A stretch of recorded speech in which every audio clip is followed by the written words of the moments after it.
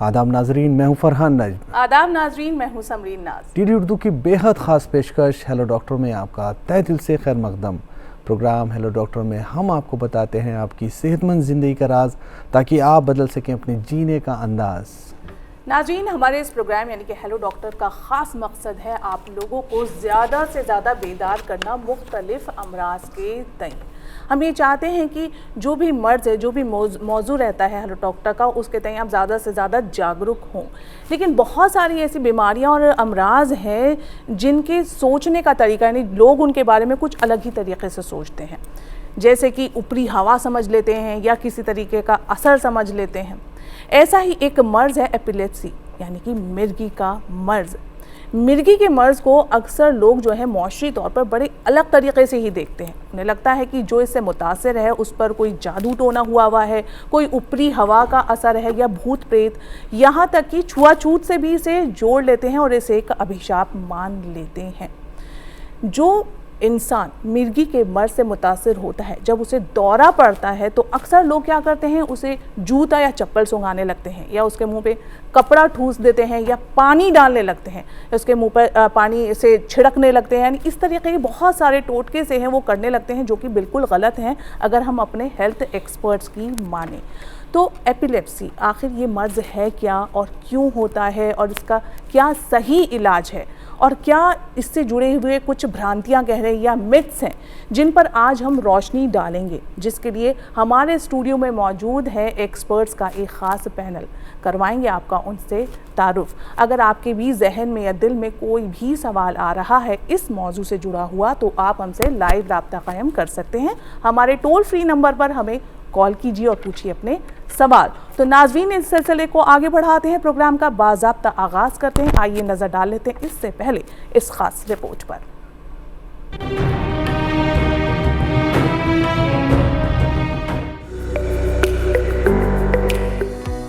नाज़रीन, कुदरत ने इंसानी दिमाग को बेपनाह ताकत और सलाहियत बख्शी है, जिसकी बिना पर हमने तरक्की की बेशुमार मंजिलें तय की हैं और ये सिलसिला जारी है। हमारा दिमाग पूरे जिस्म में केमिकल और इलेक्ट्रिकल सिग्नल्स भेजता और मौसूल करता है। मुख्तलिफ सिग्नल्स हमारे जिस्म के मुख्तलिफ अम्ल को कंट्रोल करते हैं और हमारा दिमाग उन्हें पैगामात में तब्दील करता है। लेकिन कभी कभी हमारे दिमाग में अचानक से बहुत ज़्यादा इलेक्ट्रिकल हरकत होती है, जिससे पैगामात भेजने का अम्ल आर्जी तौर पर मुतासिर होता है। तो ऐसी हालत को सिजर या फिट कहते हैं। आम जबान में इस तिब्बी हालत को दौरा पड़ना कहा जाता है। एपिलेप्सी में भी न्यूरॉन की गैर मामूली हरकत या दिमाग में इलेक्ट्रिकल एक्टिविटी में खलल की वजह से दौरा पड़ता है। एपिलेप्सी या मिर्गी एक दिमागी बीमारी है जिसमें मुख्तलिफ अलामात और कैफियत जाहिर होती है। मिर्गी दिमाग के सेल्स की गैर मामूली सरगर्मी की वजह से पैदा होने वाली आम तिब्बी हालत है, जिसमें मरीज को दौरा पड़ता है और ये दौरे बीमारी के हिसाब से मुख्तलिफ नौइयत के होते हैं। इसमें इंसानी जिस्म या जिस्म का कोई हिस्सा कुछ देर के लिए झटकों के ज़ेर असर आ जाता है, ताहम ऐसा ज़रूरी भी नहीं है। एपिलेप्सी में सीजर का वक्त आमतौर पर 30 सेकंड से 2 मिनट तक का होता है, और अगर किसी भी दौरे की मुद्दत 5 मिनट से ज़्यादा है तो ये इमरजेंसी सूरत हाल है। ये बात काबिल गौर है, हर दौरा मिर्गी का दौरा नहीं होता और सिर्फ एक दौरे से एपिलेप्सी का पता नहीं चलता। लेकिन अगर 2 या 3 मरतबा दौरे की कैफियत हो रही है तो ये मिर्गी हो सकती है। इस कैफियत में फौरन माहिर डॉक्टर से रुजू करें। ज्यादातर एपिलेप्सी का पता उस वक्त चलता है जब बगैर किसी खास बीमारी के किसी को 2 बार दौरा पड़ जाए। एपिलेप्सी की कई वजूहात हो सकती हैं, जिनमें न्यूरोट्रांसमीटर का अदम तवाज़ुन, brain tumour, brain stroke, delivery के दौरान बच्चे के दिमाग को नुकसान, किसी बीमारी या चोट की वजह से दिमाग पर असर और फैमिली हिस्ट्री शामिल है। मिर्गी से कोई भी मुतासिर हो सकता है, लेकिन बच्चों और 65 साल से ज्यादा के अफराद को इसका ज्यादा खतरा होता है। एपिलेप्सी में फिट आने की शिद्दत का इन्हिसार आमतौर पर गैर मामूली करंट की जगह या दिमाग के मुतासरा हिस्से पर होता है। आम दौरे में करंट पूरे दिमाग को मुतासिर करता है। मरीज जमीन पर गिर सकता है, झटके आ सकते हैं और जिस्म टाइट हो सकता है। इसके अलावा मुंह से झाग आना, बेख्तियार पेशाब आना और जबान काटना भी शामिल है। इस तरह का दौरा आमतौर पर 30 सेकंड से 2 मिनट तक रह सकता है और इसके ठीक होने के बाद मरीज उलझन का शिकार हो जाता है। उसे ठीक से कुछ याद नहीं आता। अगर आपके सामने किसी को मिर्गी का दौरा पड़ जाए तो आप उसे जमीन पर एक तरफ लिटा दें। अगर आसपास कोई ऐसी चीज हो जो मरीज को नुकसान पहुंचा सकती है तो उसे हटा दें। उसके मुंह में जबरदस्ती कोई चीज डालने की कोशिश ना करें। मरीज को सूंघने वाली कोई चीज ना दें, इससे कोई फायदा नहीं होता। दौरे में झटके और जिस्म टाइट हो सकता है और दौरा खत्म होने के बाद जिस्म ढीला हो सकता है और मरीज को कुछ वक्त के लिए नींद भी आ सकती है। मरीज दौरे के बाद जब तक पूरी तरह होश में ना आ जाए उसे पानी या खाने को कुछ ना दें। दौरा अगर ज्यादा वक्त तक रहता है तो इमरजेंसी सर्विसेज को कॉल करें। इसके अलावा जचगी के वक्त खास एहतियात से भी बच्चे को मिर्गी के मर्ज से महफूज रखा जा सकता है। एपिलेप्सी का मुकम्मल इलाज तो मौजूद नहीं है, लेकिन तिब्बी साइंस ने इतनी तरक्की कर ली है कि दवाओं और दीगर आलात की मदद से मरीज को काफी राहत पहुंचाई जा सकती है और वो एक नॉर्मल जिंदगी गुजार सकता है। मरीज और उसके कुंबे के लोगों को तरबियत भी फराहम की जाती है ताकि रोजमर्रा के काम आसानी से किए जा सकें। मिर्गी के मरीज के लिए दवाएं पाबंदी से लें, सेहतमंद खुराक का इस्तेमाल करें, मुमकिन हो तो ज्यादा वक्त अकेले ना रहें, पाबंदी से अपना चेकअप करवाएं, अपनी सोच को मुस्बत रखें और इस बात में यकीन रखें कि वक्त के साथ साथ सूरत हाल बेहतर होगी।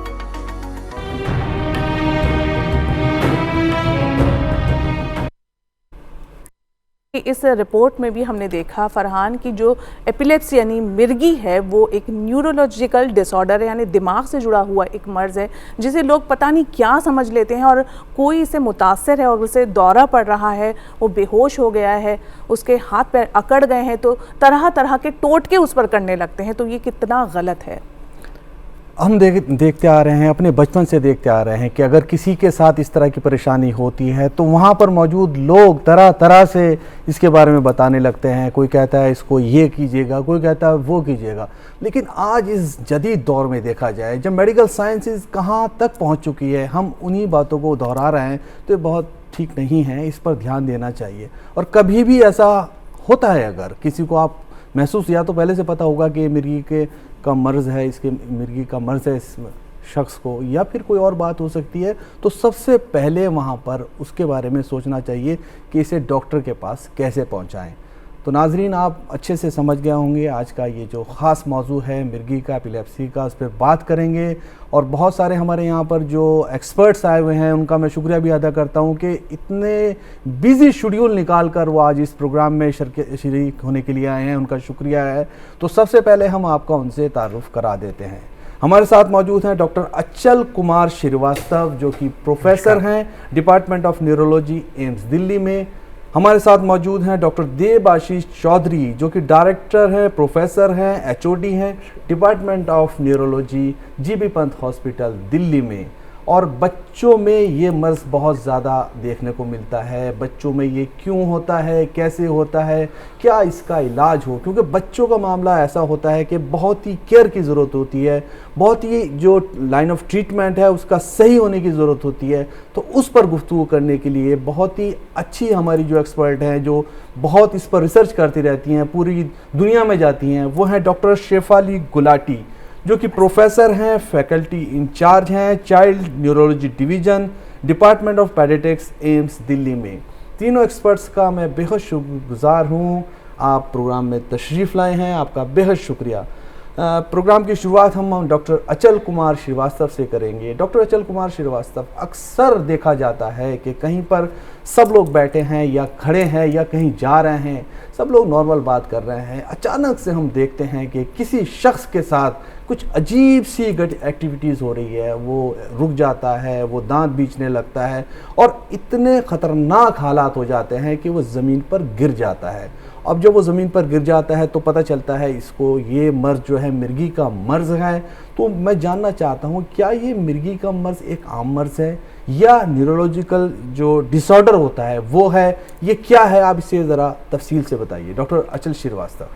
तो मिर्गी एक प्रकार की मस्तिष्क से जुड़ी हुई समस्या है जी। और इसमें अचानक से ब्रेन के अंदर करंट बनता है। नॉर्मली भी करंट का प्रवाह ब्रेन में हो रहा होता है, लेकिन अचानक से ब्रेन के किसी भाग में ज़्यादा तेज करंट का प्रवाह होता है जी। और उसके बाद उसके लक्षण प्रकट होते हैं। लक्षण इस बात पे निर्भर करते हैं कि ब्रेन में करंट बना कहाँ पे।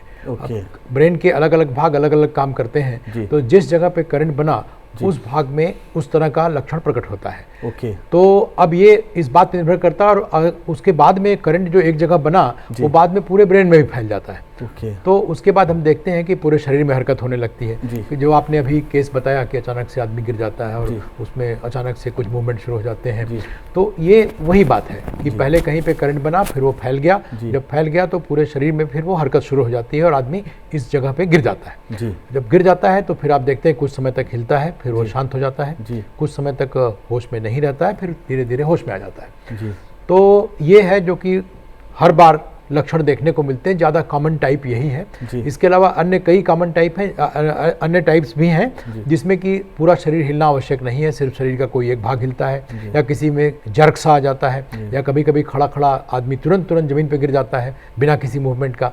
तो इसके अलावा अन्य कई टाइप्स हैं जो कि हम अभी आगे बात करते रहेंगे। और ये ज़रूर है कि ये मैं एम्फसाइज़ करूँगा कि ब्रेन से संबंधित समस्या है और इसका उसी प्रकार के डॉक्टरों से इलाज होना चाहिए। यानी कि जैसे डॉक्टर अचल कुमार श्रीवास्तव बता रहे हैं कि ये ब्रेन से रिलेटेड मर्ज है, तो इसे ब्रेन से रिलेटेड ही समझना चाहिए। ऐसा नहीं है कि अगर किसी को इस तरह की परेशानी हो रही है तो जैसा कि समरीन ने भी शुरू में कहा था कि आप उसका खुद ही इलाज करना शुरू कर दें, आप उसका झाड़ फूक में इलाज ले जाएं, आप उसका तरह तरह से वो सारी चीज़ें करें जो मैं यहाँ शेयर नहीं करना चाहता हूँ। ये सारी चीज़ों का ध्यान रखने की बेहद ज़रूरत है। प्रोग्राम की शुरुआत में एक कॉल आ गई है, यहाँ पर कॉल ले लेते हैं हम। हेलो हेलो हेलो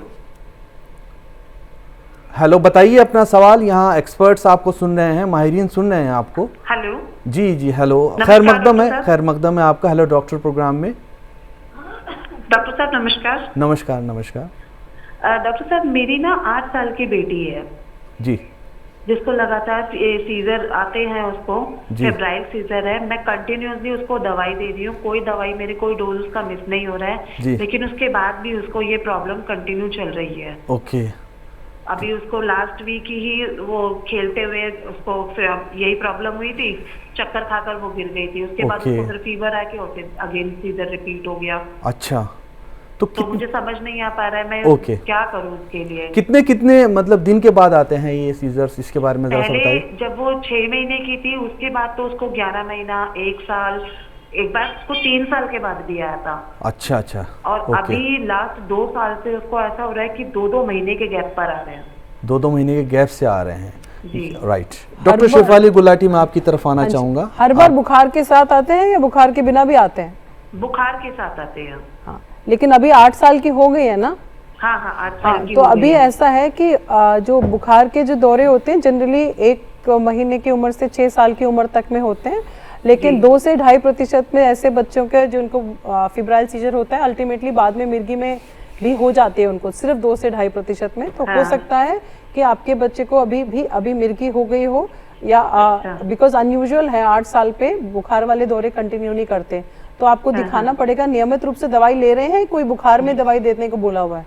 नहीं लगातार कंटिन्यूअसली उसकी दवाई चल रही है। तो फिर इसलिए आपको उसको दिखवाना पड़ेगा, क्योंकि देखना पड़ेगा कि क्या मर्ज है उसका। एक बार ब्रेन इमेजिंग होना होगा, ब्रेन इमेजिंग होने के बाद देखना पड़ेगा कि क्या इसका, क्योंकि काफ़ी टाइम से चल रहा है तो बेटर यही रहेगा कि एक MRI होगा और EG करके देखना पड़ेगा। तो ये नॉर्मल जो सिंपल वाला फिब्राइल सीजर है वो नहीं है, उसमें दवाई की मात्रा और जो दवाई का जो कौन सी दवाई दी जा रही है उसका इम्पोर्टेंस है।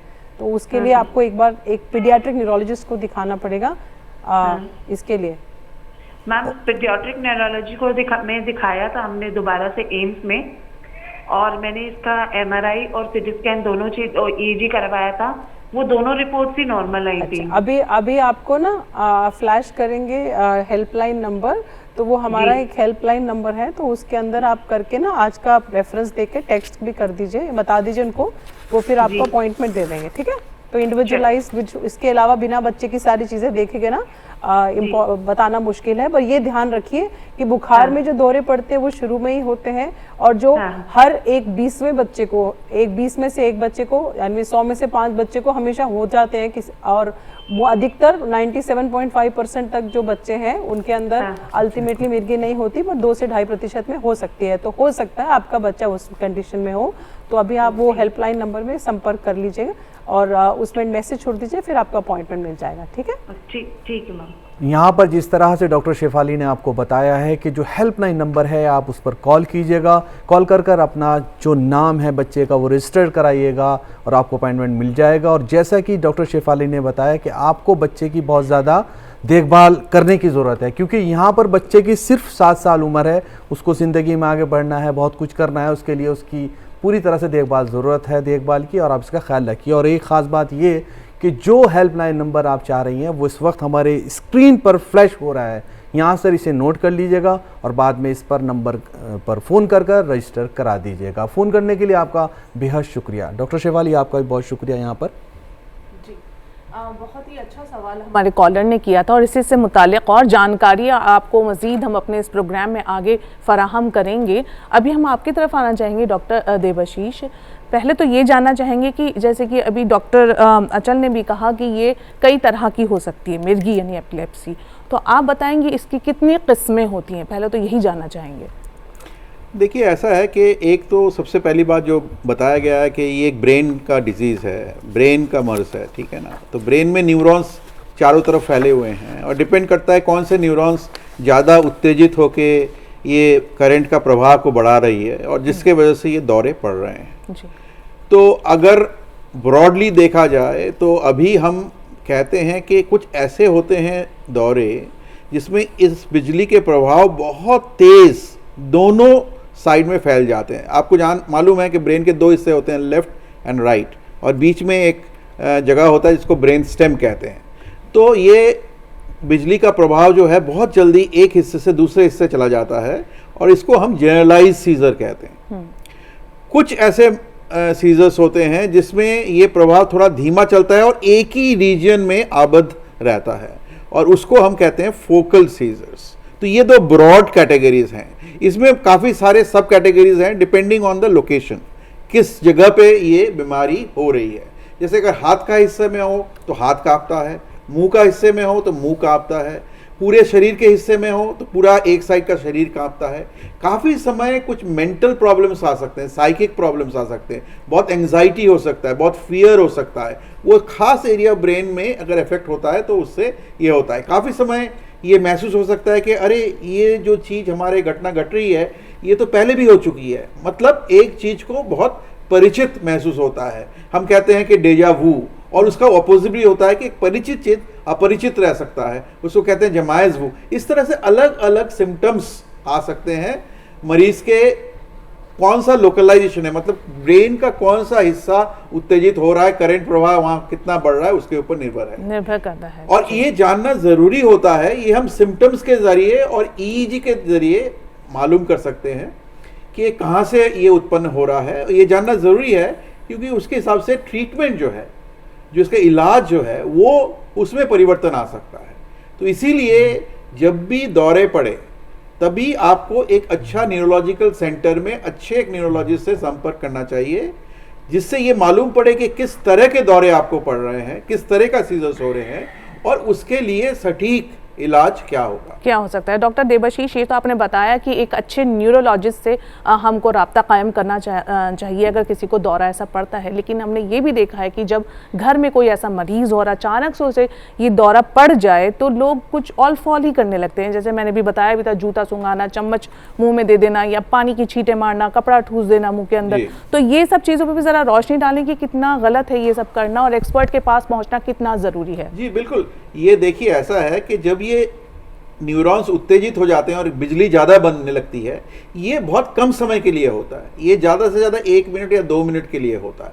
तो अगर आप कुछ भी नहीं करेंगे तब भी अपने आप दौरा बंद हो जाएगा।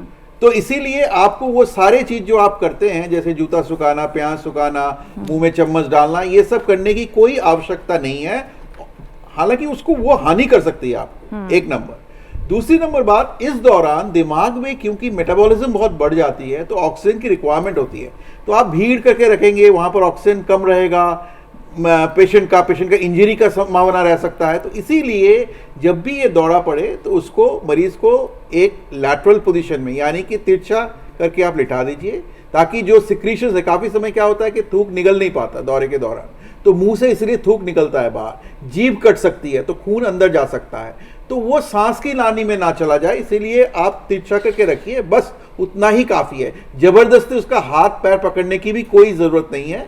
उसका ये देखिए कि उसके दिमाग में चोट ना लगे, उसके हो सकता है तो आप एक कोई पिलो नीचे लग सकते हैं, अपने आप 1 या 2 मिनट के अंदर ये दौरा समाप्त हो जाएगा।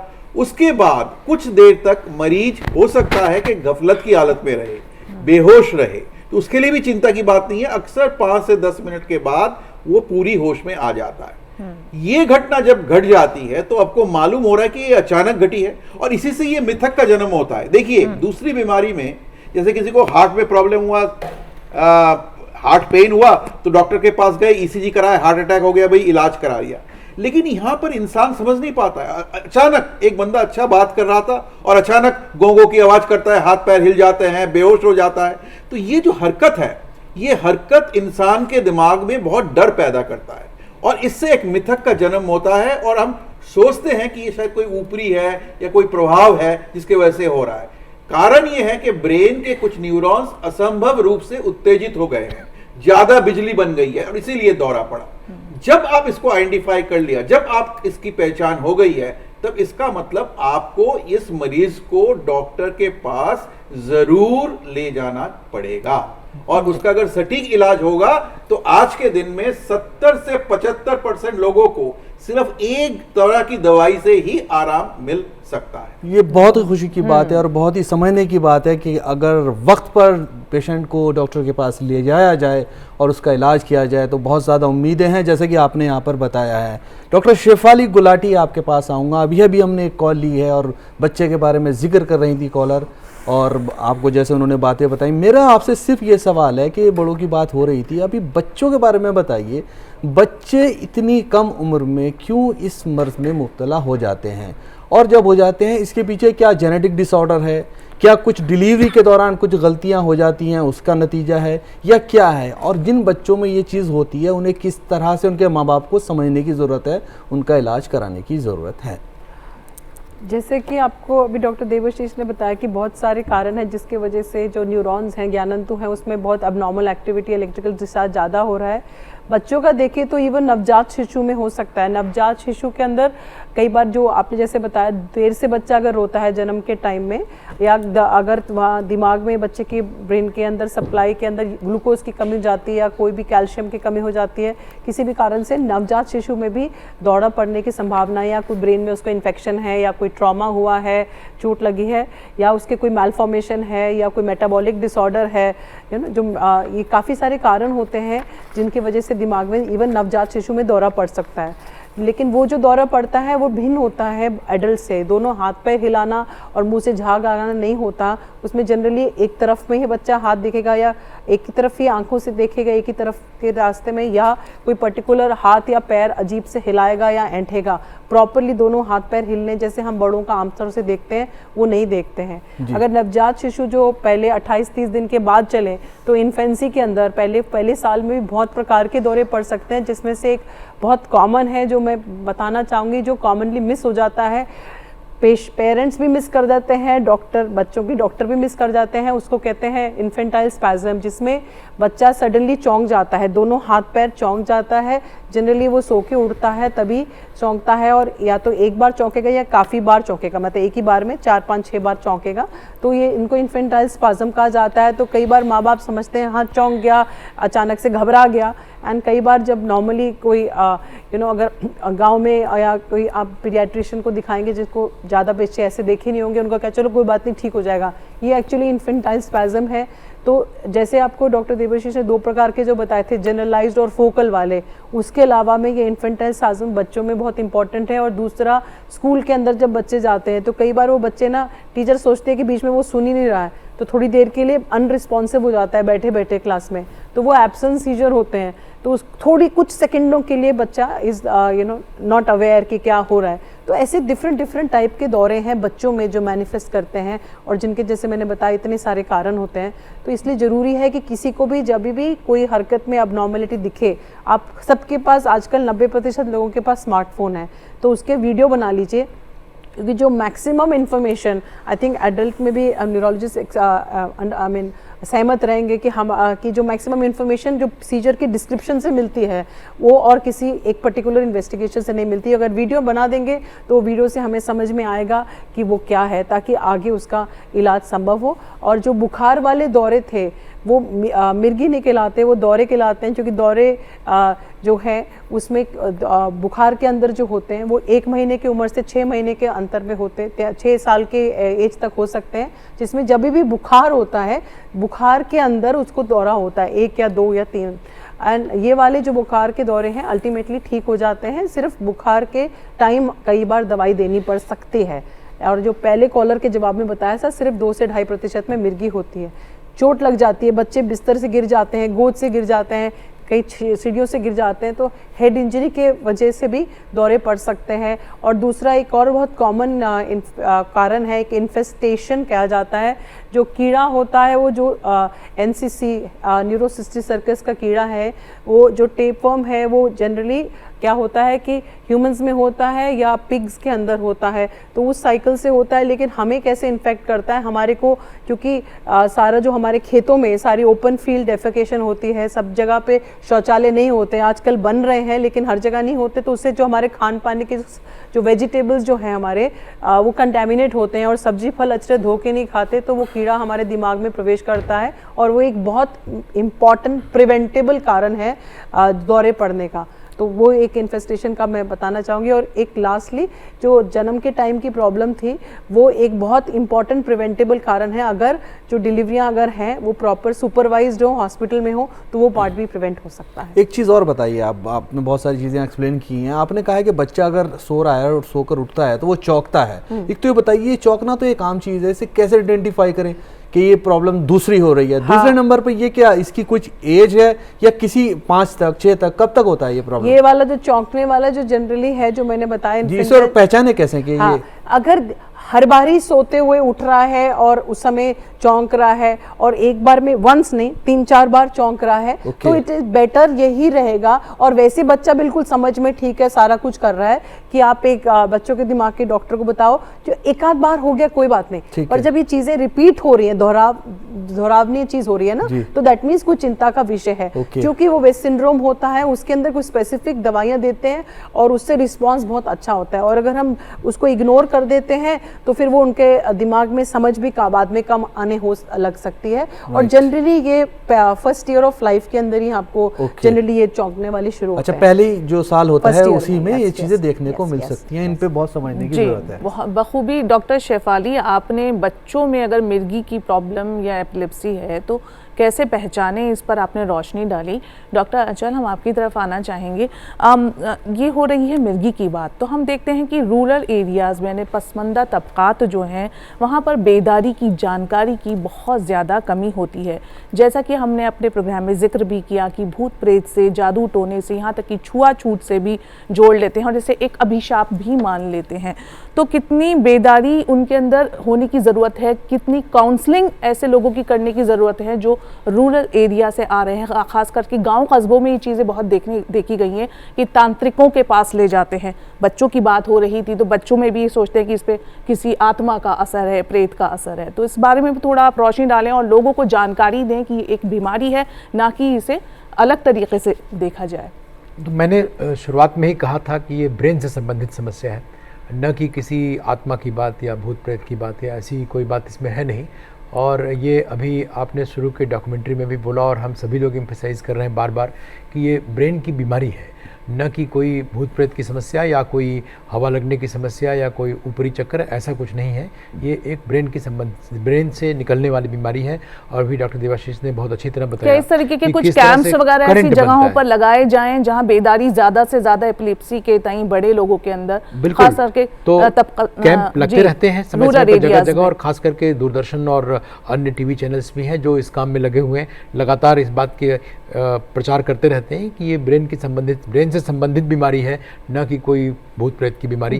और बहुत जगह जगह इसका आप देखिए, जगह जगह एडवर्टीजमेंट भी लगा रहता है। ध्यान दीजिए इस बात पे कि ये ब्रेन की बीमारी है। और अगर आप प्रोग्राम्स में देखें तो मेरे ख्याल से कम 20% प्रोग्राम जो है एपिलेप्सी संबंधित ही होते हैं, जी। चाहे वो दूरदर्शन की बात करें या रेडियो की बात काफी करें। बेदार करने की कोशिश की जा रही है, जानकारी देने की कोशिश की जा रही है, आवश्यक भी है, क्योंकि अगर आप देखिए तो करीब करीब 1% लोगों में है ये, 100 में से एक आदमी पीड़ित है इससे। पीड़ित है। तो यही एक कॉलर भी जुड़ गए हैं डॉक्टर साहब, उनकी भी बात सुन लेते हैं।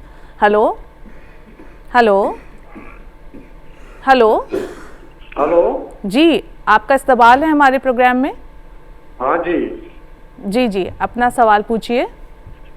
हाँ जी, मेरे कुछ गला में खराश सी रहती है, कान के ऊपर दर्द रहता है और सिर में भी दर्द आ जाता है। जी जी, ये कब से है आपको? ये जी 15 रोज हो गए जी। 15 रोज से। तो हालांकि हमारा जो ये मौजू है आज का, ये मिर्गी से जुड़ा हुआ है, लेकिन डॉक्टर देवाशीष आप बता दें इनको कि क्या ये पूछना चाह रहे हैं। राम जी नमस्कार। आपका जो समस्या है ये लग रहा है कि अभी ठंड मौसम चल रहा है और अभी काफी वायरल इन्फेक्शन फैला हुआ है। हेलो जी जी, राम जी, आपकी बात सुनी जा रही है, डॉक्टर साहब आपको कुछ बता रहे हैं, सुन लीजिए।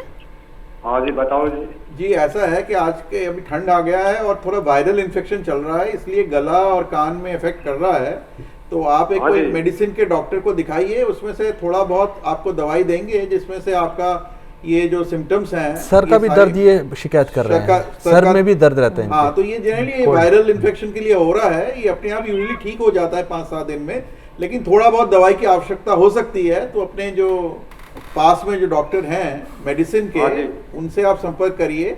अभी तो आज हम थोड़ा दूसरी मिर्गी रोग के बारे में बात कर रहे हैं। तो आपका जो ये बीमारी है ये दूसरी तरह की बीमारी है, तो और ये ठीक हो जाएगी, घबराने की बात नहीं है। गर्म पानी लीजिए, पानी का अपना जो सेवन है वो ठीक रखिए, क्योंकि ठंड में काफी समय लोग बहुत कम पानी लेता है तो सूख भी जाता है शरीर, तो ये बड़ा इम्पोर्टेंट है। मेरा कट भी सूख जाते हैं जी, भी सूख जाती है रात को सोते जी जी जी जी जी जी। तो राम जी, ये मौसम से जुड़ी हुई कोई आपको परेशानी हो सकती है। बहुत बहुत शुक्रिया हमसे जुड़ने के लिए। डॉक्टर शेफाली, अब आपसे एक सवाल करना चाहेंगे। मिर्गी की हम बात कर रहे हैं, ख़वातीन की अगर बात करें तो कई बार ये होता है कि कोई मतलब किसी को है मिर्गी का मर्ज़, किसी औरत को उसकी शादी हो जाती है और वो प्रेग्नेंट होना चाहती है, हामला होना चाहती है, तो उसमें किन किन चीज़ों का ख़ास ख्याल रखने की ज़रूरत है? क्या वो प्रेग्नेंट हो सकती है? एक बहुत इम्पोर्टेंट जो है ये है, ये हम लोगों को जब बच्चों को देख रहे हैं, जब प्रेग्नेंट वाली जो लेडीज़ हो रही हैं वो तो डॉक्टर देवाशीष, डॉक्टर अचल के पास जाएंगे, लेकिन हमें ध्यान रखना है जो कि एडोलेसेंट्स हैं, टीनेजर्स को जब हम ट्रीट कर रहे हैं तो हमें ऐसी दवाइयाँ दे कर अवॉइड करनी होती हैं जो कि प्रेगनेंसी में हानिकारक हो सकती हैं। हाँ। क्योंकि हमारे यहाँ पे जनरली मैरिजेस के बाद, जब मैरिज हो जाती है उसके बाद प्लानिंग नहीं होती है, तो इसलिए हम ये नहीं कह सकते कि प्लानिंग से पहले करो, तो इसलिए शादी से पहले ही वो दवाइयों को अवॉइड करते हैं। जैसे कि हम एडोलेसेंट्स लड़कियों में वैल्प्रोइड नाम की एक दवाई है जिसको अवॉइड करते हैं, लेकिन जो दवाइयाँ हम दे रहे हैं उनको ये समझना, उसके साथ में और ओवेरियन प्रॉब्लम्स भी हो जाती हैं वैल्प्रोइड से। तो हम चाहते हैं कि जो दवाइयाँ ले, और हाँ मैरिज कर सकते हैं, लेकिन वो प्रॉब्लम हमने भी फेस किया, लेकिन ये लोग बताते नहीं हैं, फिर वो दवाई खाना बंद कर देते हैं, फिर या तो बहुत बड़ा दौरा पड़ जाता है शादी के पास या बाद में पड़ जाता है, फिर वो फैमिली नष्ट हो जाते हैं बिकॉज वो रिजेक्ट हो जाता है। तो आप दवाई तो नियमित रूप से लेना है, वो डॉक्टर आपको ऑब्वियसली उस एज में, हम लोग एडोलेसेंट्स में ही, टीनेजर्स में ही कर देते हैं, ताकि लेकिन फैमिली को शेयर करना होता है कि विद द अदर साइड की भाई आप बच्चे को, मतलब प्रॉब्लम ये है लड़की को या लड़के को, ईदर वे, दोनों तरफ से हमने देखा है, लोग बताते नहीं है, फिर बाद में पता चलता है विच इज़ नॉट राइट, और दवाई छोड़ नहीं देनी है सडनली, और दवाई लेनी है। हाँ, और वो ऑब्वियसली कंसीव कर सकते हैं और बच्चे हो सकते हैं। We have to just keep कि जो दवाइयों से जिनके साइड इफेक्ट ज़्यादा होते हैं वो अवॉइड की जाती हैं। लेवेटिस्टाम और लेमोट्रिजिन वगैरह दवाइयाँ हैं जिसपे साइड इफेक्ट, मतलब उनके रिस्क कम है, तो वो जनरली दी जा सकती है। और मे बी डॉक्टर देवाशीष और कुछ ऐड करना चाहेंगे? जी जी प्लीज़। ऐसा है कि देखिए ये बड़ा समस्या है, क्योंकि ये काफ़ी, सिर्फ ये बीमारी के बारे में ये ऊपरी और ये सब के धारणा तो है ही, लेकिन जब ये पता लग जाता है कि दौरे पड़ रहे हैं, लड़की है, तो बाप माँ हमारे पास आके बोलते डॉक्टर साहब ठीक कर दो, नहीं तो लड़की है क्या होगा। तो ये जो चिंतन है, ये चिंतन बिल्कुल खराब है, इससे आपको मुक्त होना पड़ेगा। क्योंकि आपको ये बता दूं कि एपिलेप्सी से ग्रसित जो लड़कियां हैं वो, उनकी शादी हो सकती है, वो माँ बन सकते हैं, उनके बच्चे स्वस्थ रह सकते हैं, और वो जिंदगी में हर कोई नॉर्मल आदमी जैसा ही काम कर सकते हैं, इसमें कोई दो राय नहीं है। सिर्फ ये है कि प्रेगनेंसी के बारे में उनको सचेत रहना पड़ेगा। तो इसीलिए जब भी कोई यंग फीमेल पेशेंट हमारे पास आते हैं, एडल्ट जो मैरिजेबल एज में है, हम ये पूछते हैं कि कब आप शादी का प्लान कर रहे हैं, और उसके हिसाब से उसका दवाई हम चूज करते हैं जो कि लीस्ट हार्मफुल है। और अगर मैरिज हो गया है तो प्रेगनेंसी में इस दवाई का असर को बंद करने के लिए एक दवाई होती है जो फोलिक एसिड कहते हैं हम उसको, टू प्रिवेंट द ब्रेन में जो मैलफॉर्मेशंस होते हैं उसको बंद करने के लिए वो हम देते हैं। लेकिन ये मैं बता दे रहा हूं कि ये सभी जो महिलाएं हैं ये स्वस्थ जीवन यापन कर सकते हैं, प्रेगनेंसी हो सकता है, बच्चे पैदा। मेरे बहुत सारे ऐसे पेशेंट्स हैं जिन्होंने नॉर्मल डिलीवरी करके अपने बच्चे को पाला है और बच्चे भी बड़े हो गए। बहुत खूब। और दूसरी बात, एक और मिथक है कि एपिलेप्सी में काफी जेनेटिक फैक्टर्स है। ये ऐसा नहीं है। Genetic factor G doctor Debashish, genetic factors आपसे जरूर जानेंगे। कॉलर भी जुड़ रहे हैं जी। हेलो हेलो हेलो जी, इस्तकबाल है आपका हमारे प्रोग्राम में। जी, मैं डॉक्टर शेफाली से पूछना चाहती हूँ जी, पूछिए। कि जैसे छोटे बच्चे होते हैं, मान लो पहली बार किसी बच्चे को फिट आया, तो उसके लिए क्या करना चाहिए? मतलब डॉक्टर के पास तो ले जाएंगे, लेकिन उससे पहले किस तरीके की फर्स्ट एड दें उस बच्चे को, अगर फर्स्ट टाइम किसी बच्चे को इस तरीके से फिट पड़ते हैं तो? किसी भी बच्चे को अगर वो बच्चा मतलब बेबी है, गोदी में है, तो फिर वो गोदी में है उसको करवट दिलाना। नहीं तो अगर बड़ा बच्चा है, थोड़ा सा उससे बड़ा है, तो फिर करवट दिलाना है, जैसे आपको डॉक्टर देवाशीष ने बताया था। वो इसलिए और दूसरा ये देखना है कि उसका हाथ पैर जब हिला रहा है या कोई सर भी हिला रहा है तो उसको कोई बेड का कोना या सोफे का कोना ना लग जाए, चोट ना लग जाए। तो कुशन करना है उसके आसपास की, वो लगे ना उसको कुछ, जैसे डॉक्टर देवाशीष ने बताया पिलो अगर रख सकते हैं साइड में। और करवट दिलाने को इसीलिए भी और बोला जाता है क्योंकि छोटे बच्चों में कई बार वॉमिटिंग हो जाती है। जो हमारे खाने के पदार्थ हैं वो खाने के जो हमारी होती है फूड पाइप, जो हमारा गला है, गला में सारे आगे विंड पाइप है, उसके बिल्कुल पीछे फूड पाइप है। तो फूड पाइप से जो खाने के पदार्थ बाहर निकल के कहीं जो हमारे गले के पीछे खाने की नलकी और सांस की नलकी एक ही जगह जाती है ना, पीछे गले के पीछे से, तो अगर वहाँ से गलती से भी कहीं खाने के पदार्थ सांस की नलकी में ना चले जाएं, क्योंकि अगर चले जाते हैं तो उसमें सडन जान को खतरा भी हो सकता है। तो इसलिए करवट दिलाने में वो भी सेफ्टी रहती है। तो चोट ना लगे, कुशन कर रहे हैं, करवट दिला रहे हैं, मुंह में आप कुछ डालिए नहीं।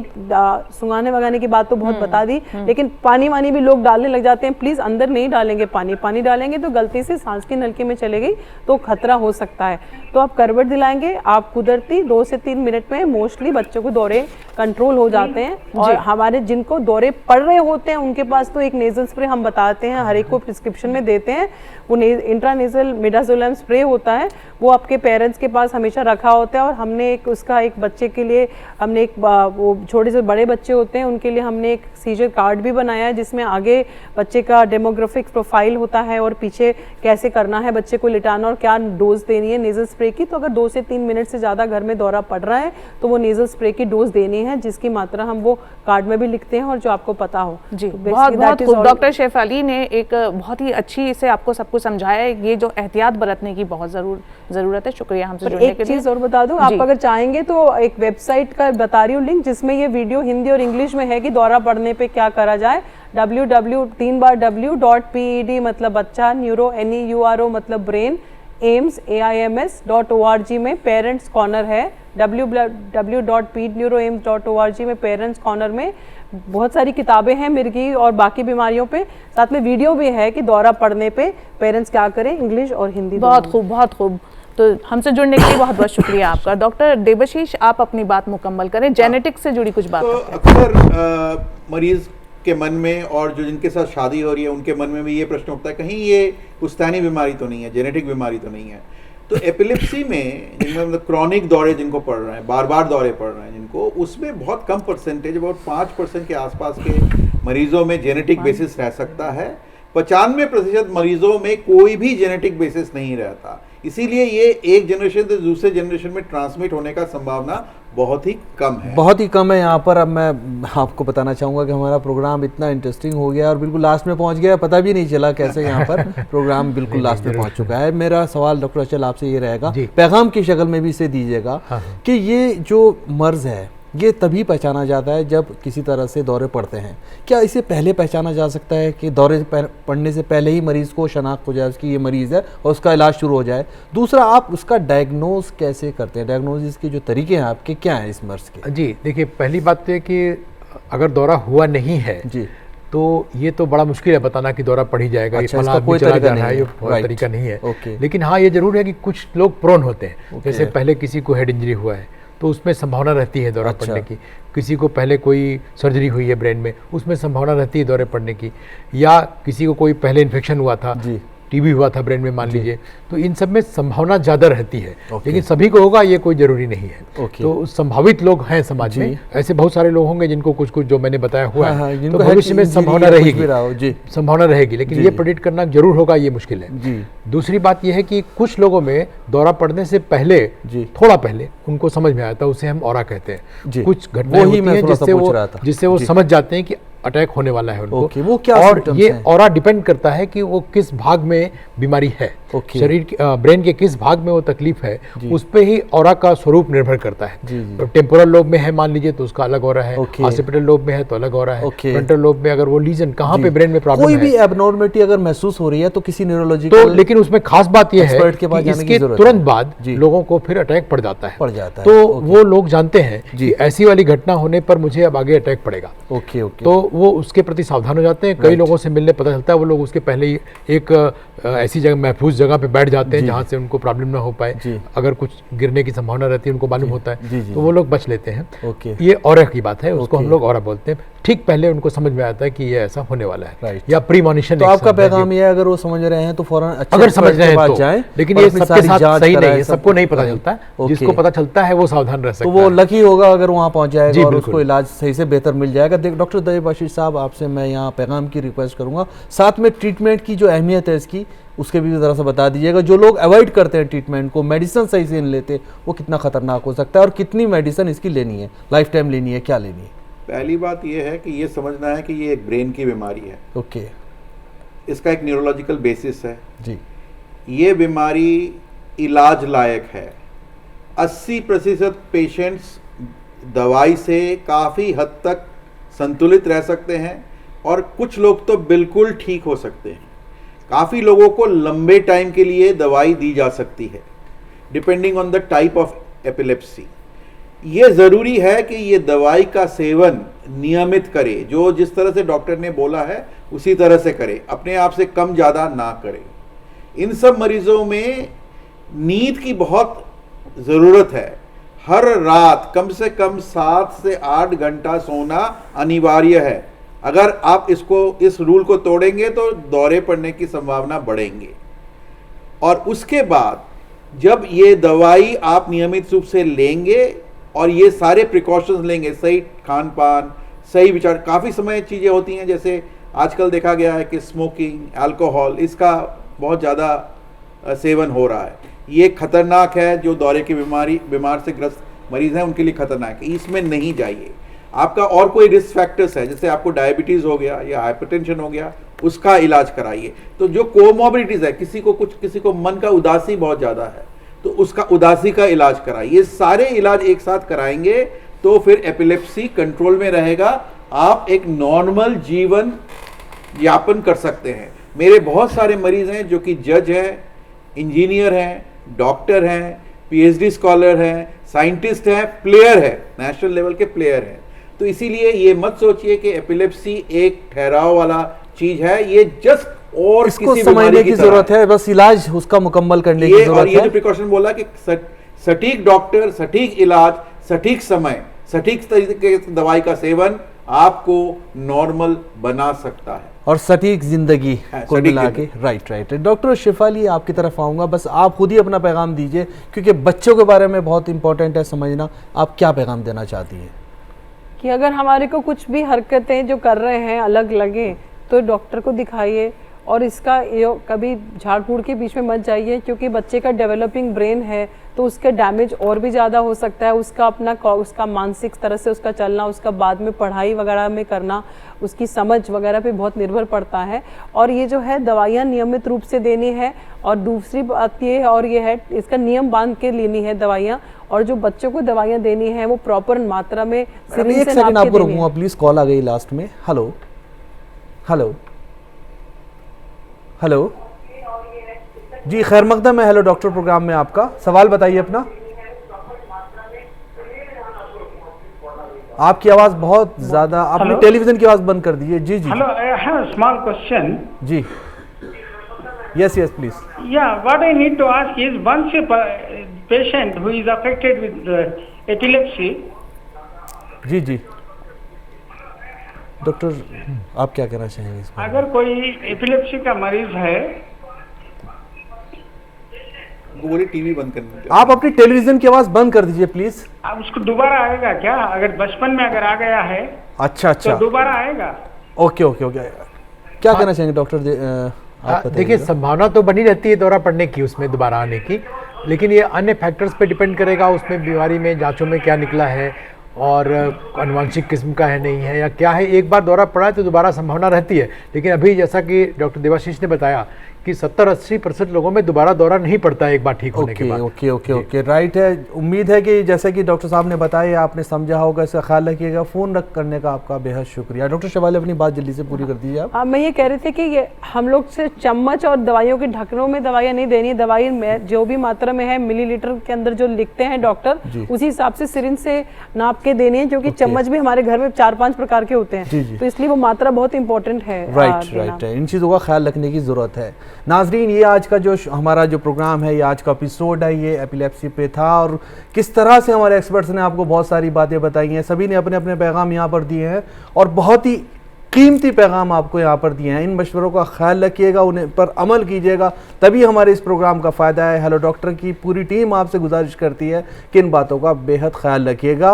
और एक ख़ास बात, जैसे कि डॉक्टर शेफाली ने बताई है कि जो दवाएं हैं वो चम्मच से नहीं देनी, बल्कि जिस तरह से आपके एक्सपर्ट, आपके डॉक्टर बताएं इंजेक्शन में लेकर, उस तरह से देनी है, क्योंकि उसमें जो मकदार है दवाई की, उसकी बहुत ही अहमियत है। यहाँ पर तीनों एक्सपर्ट्स का बेहद शुक्रिया प्रोग्राम में शिरकत के लिए। मैं शुक्रगुजार हूँ, पूरी टीम आपका शुक्रिया अदा करती है। जी, जैसे कि हमने देखा, ये फरहान, इस मर्ज से मुताल्लिक हमने बहुत सारी जानकारी अपने एक्सपर्ट से हासिल की, लेकिन इसका जो एक सामाजिक पहलू है वो भी हमने यहाँ पर डिस्कस किया कि किस तरह से लोग किस नज़रिए से इस बीमारी को देखते हैं और गलत धारणाओं से या भ्रांतियाँ या मिथ से उसको जोड़ लेते हैं, जिन्हें तोड़ना बहुत ज़्यादा ज़रूरी है। तो उम्मीद करते हैं कि आज का ये प्रोग्राम आपको काफ़ी पसंद आया होगा।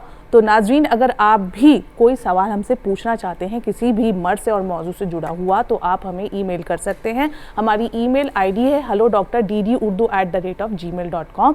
इसी के साथ आप हमारा ये जो प्रोग्राम है हेलो डॉक्टर का, ये यूट्यूब पर भी देख सकते हैं, DD उर्दू चैनल के यूट्यूब चैनल पर भी देख सकते हैं।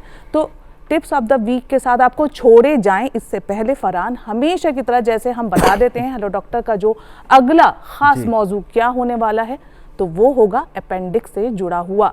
ये अपेंडिक्स आखिर होता क्या है, क्या बीमारी है, कैसे हो जाता है, और ये कितनी तरह का होता है, कितनी तरह के में हमने सुना है कि एक्यूट और क्रॉनिक होता है। तो उन सभी पहलुओं पर हम रोशनी डालेंगे अपने नेक्स्ट टॉपिक पर, वो लेकर आएंगे। बहुत जल्द आपसे मिलेंगे अगले हफ्ते। तब तक के लिए दीजिए हमें इजाज़त, और टिप्स ऑफ द वीक के साथ आपको छोड़े जा रहे हैं। आदाब। मिर्गी एक दिमागी बीमारी है जो जिंदगी भर रहती है, लेकिन इसकी शिद्दत में कमी आ सकती है। अगर किसी को एक से ज्यादा बार दौरा पड़ता है तो उसे मिर्गी हो सकती है। मिर्गी के मरीज को पाबंदी से अपनी दवा खानी चाहिए। मिर्गी के मरीज को ज्यादा देर तक अकेला ना छोड़ें। मरीज को सेहतमंद ग़िज़ा और भरपूर नींद लेनी चाहिए। मरीज को पाबंदी से अपना चेकअप करवाना चाहिए। मिर्गी के बावजूद एक नॉर्मल जिंदगी गुजारी जा सकती है। मरीज और उसके कुंबे के अफराद को अपनी सोच मुस्बत रखनी चाहिए। मिर्गी से बचाव के लिए सर की किसी बड़ी चोट से बचना चाहिए।